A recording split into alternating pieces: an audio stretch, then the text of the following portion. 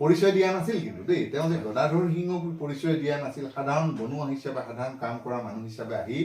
ছদ্মবেশী হৈ আহিছিল আৰু তেতিয়া তেওঁ পথাৰ এখন কাম কৰিবলৈ গৈ পথাৰ দৰে জুৰিছিল 4 ঘণ্টাৰ ভিতৰত বহল বিস্তীৰ্ণ এটা এৰিয়াৰ যেতিয়া জুৰি কাটি শেষ কৰিছিল এখন এতিয়াও আছে গদা পথাৰ আৰু চাহ খেতিৰ যে যিটো কলম চিষ্টেমটো যে এতিয়া মানুহে কলম কৰে ব্ৰিটিছসকলে এখেতলোকক চাহ খেতি কৰিবলৈ দিছিলে এখেতলোকৰ পৰা চাহ খেতিটো তেওঁলোকে কিয় কৰিছিলে বা এখেতলোকক টেক্স দিছিলে জৰিমনা দিছিলে সেই মাটি ব্যৱহাৰ কৰাৰ কাৰণে ব্ৰিটিছে কেইবছৰমান এই টেক্সটো নিদিয়াৰ কাৰণে এখেতলোকে খঙতে চাহ গছখিনি কাটি দিছিলে আৰু আপোনালোকে মানে ধৰক এটা খঙত কৰা কামৰ যিটো লোহিত দাই ক'লে খঙত আপোনালোকে ব্ৰিটিছৰ লগত যিটো এটা লাগি কৰৰ কাৰণে টেক্সৰ কাৰণে লাগি যিটো এটা সংঘাত হ'ল তাৰ পৰিণতিত কিন্তু সেই প্ৰক্ৰিয়া আৱিষ্কাৰ হ'ল ব্ৰিটিছে দিয়া এওঁলোকক উপহাৰ হিচাপে দি দিয়া এটা ব্ৰিটিছৰ এটা পিষ্টল এতিয়াও আছে এখেতলোকৰ হাতত নমস্কাৰ মই ঋতুপৰ্ণ ভূঞাই মোৰ ঋতু ভূঞা ইউটিউব চেনেলটোলৈ সকলোকে স্বাগতম জনাইছোঁ আৰু মই আজি উপস্থিত আছোঁ এজন ৰজাৰ ঘৰত যিজন ৰজাৰ নাম বা যিজন ৰজাক হয়তো ওচৰৰ পৰা লগ নাপালেও বহুতেই কিন্তু কিতাপে পত্ৰই তেওঁৰ নাম শুনিছে এইসকলৰ পূৰ্বৰ যিসকল লোক আছিল বা ৰজা আছিল তেওঁলোকৰ উপৰি পুৰুষসকল বা তেওঁলোক এতিয়াও কিন্তু তেওঁলোকে এই ৰজাৰ যি বিষয় বা সেয়া ধৰি ৰাখিছে আৰু মোৰ কাষত উপস্থিত আছে সিংফু ৰজা বিছানন সিংফু ডাঙৰীয়া লগতে পথাৰ শিল্পী লোহিত গগৈ ডাঙৰীয়া গতিকে মই ককা বুলিয়ে সম্বোধন কৰিছোঁ আপোনাক মোৰ যিটো চেনেল তালৈ স্বাগতম জনাইছোঁ আৰু ধন্যবাদ আৰু আপোনাৰ পৰা প্ৰথমতে জানিব বিচাৰিম আপোনাৰ কিবা যিহেতু কৈ লৈছোঁ যে ককা বৰ্তমান অসুস্থ গতিকে কিছু পুৰণি কথা পাহৰি গৈছে আৰু সেই যিখিনি কথা পাহৰি গৈছে সেই কথাখিনিৰ গোটেইখিনি আপোনালোকৰ আগত ভালকৈ দাঙি ধৰিব আমাৰ লোহিত গগৈ ডাঙৰীয়াই গতিকে তেওঁ আমাৰ মাজতে উপস্থিত আছে আপোনাৰ শৈশৱৰ কিছু কথা মনত আছে নেকি সৰুকালৰ ধৰক আপোনাৰ জন্ম আপোনাৰ মা দেউতাৰ নাম মোৰ দেউতাৰ নাম হ'ল বিশ্বাস জৌখং হয় মাৰ নাম হ'ল নিথেমটো হয় তেখেতৰ ব্ৰাহ্মণৰ পৰা পৰিয়াল আৰু এই আপোনালোকৰ যিটো ৰজাৰ হোৱাৰ পৰম্পৰা সেইটো কিমান চনৰ পৰা বা কিমান বছৰ এইটো বহুত বছৰৰ পৰা বিশালাদৈ ক্ৰেমগ্ৰাম মানে এইসকল তেওঁলোক আপোনাৰ মানে ককা তেনেকুৱা উপৰি পুৰুষসকলৰ নাম আছে বিশালাদৈ বিশেষকৈ বিশালাদৈ বৰ প্ৰতি তেখেতক বিশেষভাৱে মানুহে জানে তেখেতৰ বিশালাদৈৰ যিটো সময়ত এটা অসম বুৰঞ্জীৰ তথা ব্ৰিটিছবিলাকৰ লগতে এটা সুখাদ্য এটা সম্পৰ্ক আছিল মই এখেতে হয়তো বয়সৰ খাতিৰত বা বাৰ্ধক্যজনিত কাৰণত কিছু কথা পাহৰি গৈছে চুকাফা যেতিয়া অসমলৈ আহিছিল অসমলৈ অহাৰ আগতেই সিংফু জনগোষ্ঠী যিটো অঞ্চলটো এটা বিস্তীৰ্ণ এটা অঞ্চলত সিংফুসকল বসবাস কৰিছিল আৰু চুকাফাসকল আহি প্ৰথমতে এওঁলোকৰ লগত এটা সু সম্পৰ্ক গঢ়ি এওঁলোকৰ সহায়ত পৰ্যায়ক্ৰমে অসমখনলৈ নামনিলৈ আগুৱাই যাবলৈ সক্ষম হৈছিল এই ক্ষেত্ৰত আহোম শাসনৰ প্ৰাৰম্ভিক পৰ্যায়টো এই এখেতলোকৰ প্ৰায় আৰম্ভ হৈছিল বুলি ক'লেও ভুল কোৱা নহ'ব যিহেতু আমাৰ লোহিত গগৈ ডাঙৰীয়াই আপোনাৰ আহোম যুগৰ সেই সময়ৰ কথাখিনি ক'লে আৰু আমি কেতিয়াবা শুনিবলৈ পাওঁ যে গদাপানী আপোনালোকৰ ঘৰলৈ আহিছিল নেকি মানে কিবা আমাৰ গাঁৱলৈ আহিছিলে হয় গাঁও মানে আপোনাৰ ক'ত আছিলে আমাৰ খেৰেম কছাৰীৰ ওচৰতে গাঁও এখন আছে খেৰেম কছাৰী বুলি কয় যেতিয়া ল'ৰা ৰজাৰ উৎপাতত অংগ এটা নিয়ম কৰি দিছিল যে আহোমৰ যিসকল কোঁৱৰ ৰাজকোঁৱৰসকল যিসকলে ৰজা হ'ব পৰা উপযোগী যিসকল ডেকা ৰাজকোঁৱৰ ৰাজ পৰিয়ালৰ মানে অংগক্ষত কৰিলে আৰু সেইজন ৰজা হ'ব নোৱাৰে এটা কুচক্ৰান্ত এটা সেই সময়ত চলিছিল আৰু ৰজাৰ দাবীদাৰ আছিল গদাধৰ সিংহ হয় আৰু সেই ক্ষেত্ৰে সেই আইনৰ বলি হোৱাৰ যিটো চিন্তাৰ পৰা আঁতৰি থাকিবৰ কাৰণে তেওঁ পলাই পাহাৰে ভৈয়ামে অয়াঙে দয়াঙে পলাই ফুৰিছিল ল'ৰা ৰজাৰ উৎপাতত চাওদাঙৰ উৎপাতত সেই সূত্ৰে আহি এখেতলোকৰ তেতিয়াৰ দিনত এখেতলোকৰ উপপুৰুষৰ দেউতাকৰ ওচৰত আহি আশ্ৰয় লৈছিল। আশ্ৰয় লৈ এনেকুৱা এটা ঘটনা ঘটিছিল, ইমানেই বাহুবলী আছিল, তেওঁ পৰিচয় দিয়া নাছিল কিন্তু দেই, তেওঁ যে গদাধৰ সিংহ বুলি পৰিচয় দিয়া নাছিল, সাধাৰণ বনুৱা হিচাপে সাধাৰণ কাম কৰা মানুহ হিচাপে আহি ছদ্মবেশী হৈ আহিছিল। আৰু তেতিয়া তেওঁ পথাৰ এখন কাম কৰিবলৈ গৈ পথাৰ দৰে জুৰিছিল। 4 ঘণ্টাৰ ভিতৰত বহল বিস্তীৰ্ণ এটা এৰিয়াৰ যেতিয়া জুৰি কাটি শেষ কৰিছিল, এখন এতিয়াও আছে গদাপথাৰ এতিয়াও অৰুণাচল পৰে, গদাপথাৰখন তেতিয়া ভাগ হোৱা নাছিল। অৰুণাচলখনো অসমৰ হেৰিয়াতে আছে। 7 ভনী একত্ৰিত হোৱাৰ সময়তে এই গদাপথাৰখন এতিয়াও স্মৃতি হিচাপে আছে। ইয়াৰ পৰা আকৌ যেতিয়া তেওঁ চিনাকি হ'ল, তেওঁ আচল পৰিচয় যেতিয়া পোৱাৰ পিছত এখেতলোকে সা সন্মানেৰে তেওঁক ৰাজকীয় মৰ্যাদা দি ইয়াৰ পৰা বিদায় দি এইফালে ৰহেদৈ টিপামৰ ভাদৈ হলগুৰি আঘুনি বাই, এইফালে টিপাম আমাৰ ৰহেদৈ ভাদৈ পাঁচালি এনেকৈ গৈ নাগালেণ্ডলৈ গৈ নাগালেণ্ডত ডালিমীৰ প্ৰেমত পৰিছিল। এনেকুৱাবিলাক বহু কাহিনী এখেতলোকৰ লগত। আৰু লোহিতদা, আমি শুনা মতে ইয়াত গদাপথাৰকে ধৰি আৰু এখন কিবা খেৰেম পথাৰ আছে, যিখন আমাৰ ওচৰতে আছে। খেৰেম পথাৰখন এনেকুৱা হ'ল যে গদাধৰ সিংহ যেতিয়া ৰজা হ'ল, এখেতলোকে যিখিনি আতিথ্য কৰি বা ল'ৰা ৰজাৰ পৰা পলুৱাই ৰাখি যিখিনি গদাধৰ সিংহক সহায় কৰিলে, এই সহায়ৰ বিনিময়ত যেতিয়া গদাধৰ সিংহ যেতিয়া ৰাজপাথত উঠিছিল, এখেতলোকক কাম কাজৰ কাৰণে, সিংহসকলক কাম কাজত সহায় কৰিবৰ কাৰণে কিছুমান মানুহ খেৰেম কছাৰী মানুহ কিছুমান আনি এওঁলোকক দিছিলে, সংস্থাপন দিছিলে এইটো জেগাত। সেয়ে হ'ল খেৰেম কছাৰী এতিয়াও জেগাডোখৰ খেৰেমীয়া এতিয়াও আছে। আৰু ককা, আপুনি আপোনালোকৰ পৰিয়ালটোৰ কথা বা চিংফৌ ৰজাৰ কথা, বিশেষকৈ চাহপাত আৱিষ্কাৰৰ লগত জড়িত বুলি কোৱা হয়। কেনেধৰণে চাহপাত আৱিষ্কাৰ কৰিছিলে এই কথাখিনি? আলেকজেণ্ডাৰ ৰবাৰবুৰ্চক মানে চাহ দিছিলে। আলেকজেণ্ডাৰ ৰবাৰ, আপোনাৰ দেউতাৰ মানে একেবাৰে আজু ককাৰ দিনত। মানে এইটো এখেতলোকে এতিয়া পাহৰিছে, এখেতেই কোৱা কথা। যেতিয়া ব্ৰিটিছবিলাকে হাতীৰ পিঠিত উঠি তেল খাদ বিচাৰি ফুৰিছিলে, য'তে যেনেকৈ ডিগবৈত এনেকৈ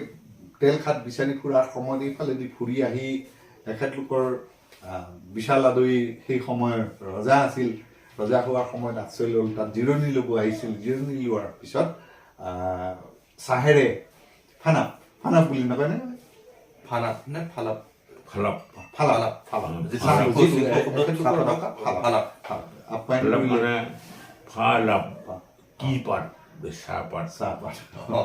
চাহপাতে আপ্যায়ন কৰি ইমানেই সোৱাদ পাই তেতিয়াই ইয়াৰ পৰা গছৰ পুলি কেইটামান, চাহ গছৰ পুলি কেইটামান হাতীৰ পিঠিতে বান্ধি লৈ গৈছিল। এতিয়া যোৱাৰ সময়ত মানুহে কয় যে হাতীৰ পিঠিত লৈ যাওঁতে লেৰেলি যোৱাৰ উপক্ৰম হ'লে পেলাই গৈ থাকোঁতে প্ৰথম চাহ ৰোৱা পৰা চাবুৱাৰ শব্দটো প্ৰথমতে চাবুৱাতে গৈ তেওঁলোকে সেই পুলিখিনি ৰুইছিলে বুলি বহুতে ক'ব খোজে। নৰ্থ বালিজান, শ্বৰ্ট বালিজান আছে নহয়, তাৰে নৰ্থ বালিজান আৰু শ্বৰ্ট বালিজান যিখিনি। আৰু চাহ খেতিৰ যে যিটো কলম চিষ্টেমটো যে মানুহে কলম কৰে,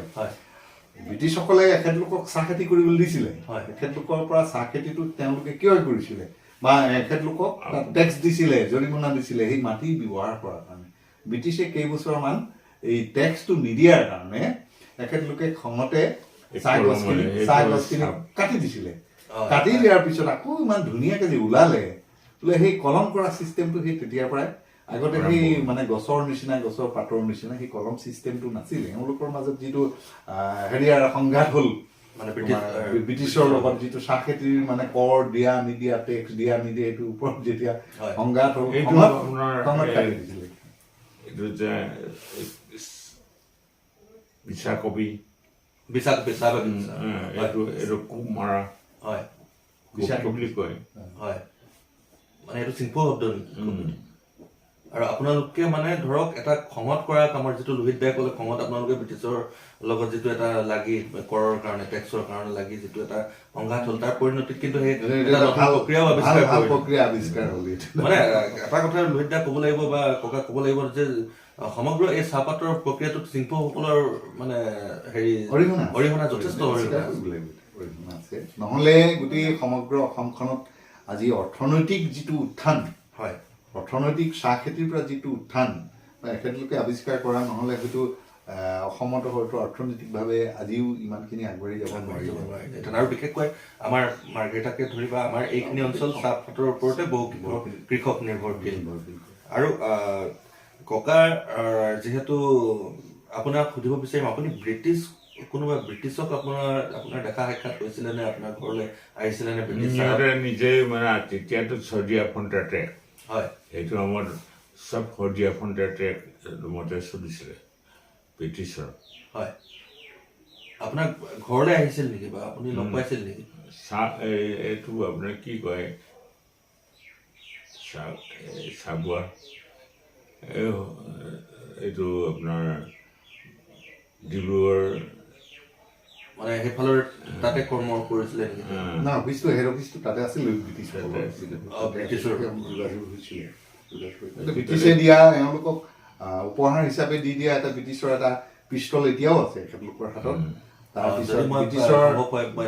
ব্ৰিটিছে ব্যৱহাৰ কৰা হেলমেট পুলিচবিলাকৰ হেলমেট কিন্তু সংৰক্ষণ কৰি ৰাখিছে আজি কিবা কাৰণত বাৰু মই বিশেষভাৱে অকস্মাত আহিব লগা হোৱাত হয় আৰু কিবা দিছিলে নেকি ধৰক পিষ্টল ডকুমেণ্ট লেটাৰ হিচাপ বহুত দিছিলে মানে আপোনাৰ ওচৰত এতিয়াও থাকি যোৱা কিবা বস্তু যেনেকে এতিয়া হেলমেটটোৰ নিচিনা বা পিষ্টলটোৰ নিচিনা পিষ্টলটো আপোনাক কোনে দিছিল মনত আছে নেকি এইটো আলেকজেণ্ডাৰ ব্ৰুছে দিয়া আলেকজেণ্ডাৰ ৰবাৰ্ট ব্ৰুচ মানে আপোনাৰ একেবাৰে ওপৰ পুৰুষক দি যোৱা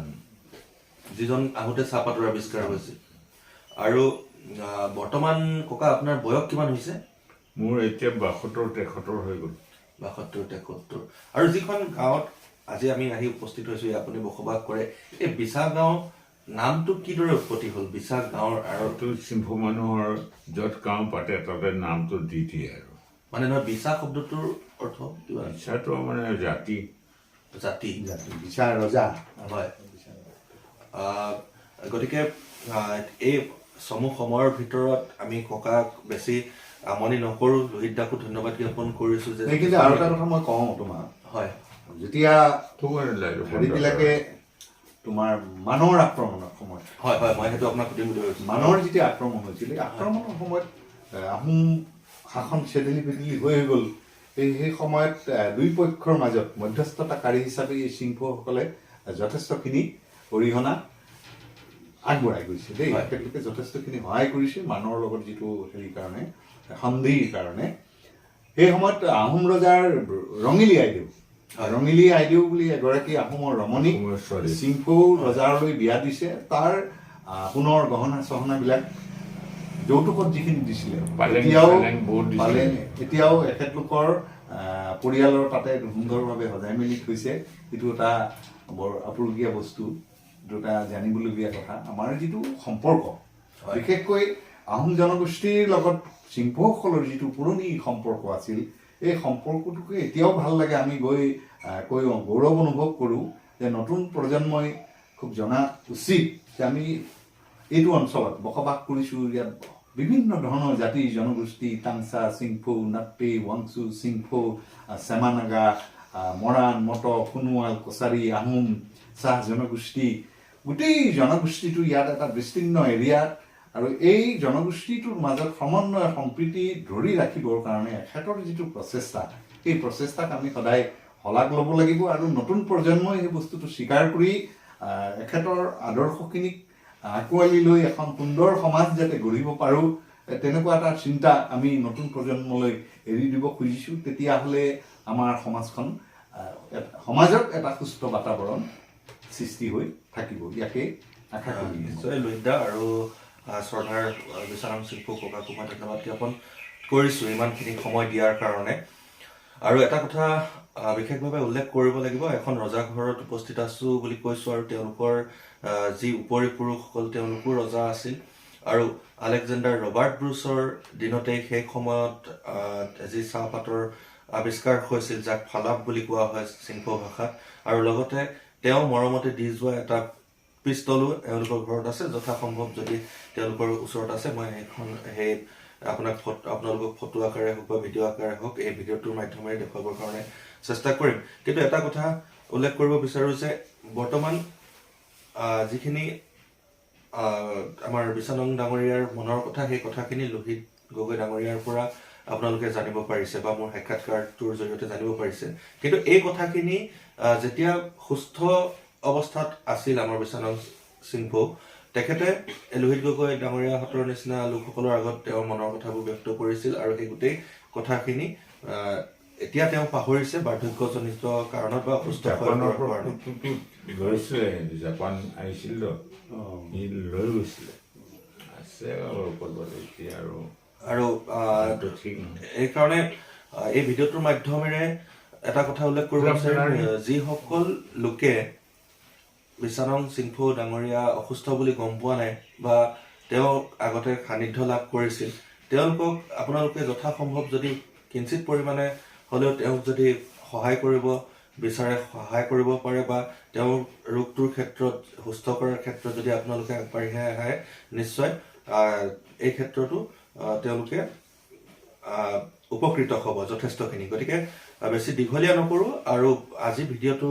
ইয়াতে সামৰণি মাৰিছোঁ। পুনৰবাৰ লোহিত দা আৰু বিশানং সিংফৌ ককাক ধন্যবাদ জ্ঞাপন কৰি আজিৰ ভিডিঅ'টো ইয়াতে সামৰণি মাৰিছোঁ। ধন্যবাদ। জয় আই অসম। নমস্কাৰ।